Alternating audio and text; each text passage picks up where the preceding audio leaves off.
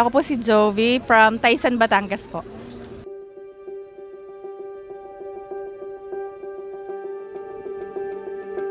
Paano nyo po pala nalaman yung Kapet Balay po?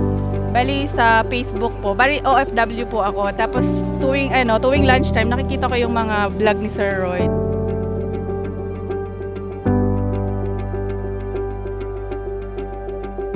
Tapos yun, araw-araw ko na talaga siyang pinapanood simula nun. Lalo na nung nakita ko na yung mga nangyayari sa mga staff niya. Sobrang, alam mo yung naitulong ni Sir. 97, 98, 99, 100! Pambili mong pagkain. Para daw hindi ng ulo at buntot ng bangus ang una mo.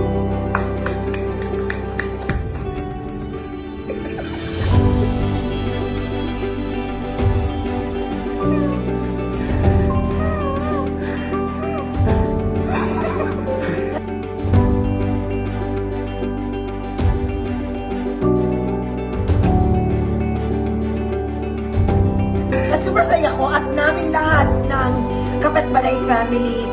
Sobrang grateful po namin dahil alam niyo po yon, napakadaming mga tao nagkaloob po ng biyaya para po sa aking mga nakshi dito po sa Kapet Balay.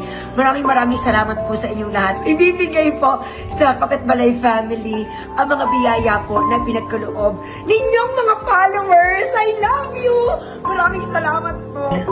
Ang payak at minsay masalimuot na buhay ng aking mga staff ay naging inspirasyon sa marami.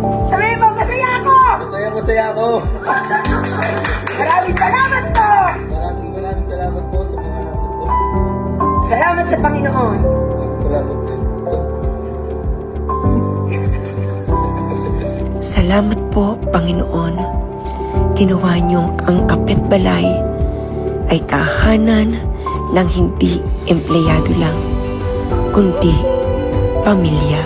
97, 98, 99, 100! So parang naging talagang follower. As in, ito na yung buong pamilya ko, dinala ko na dito.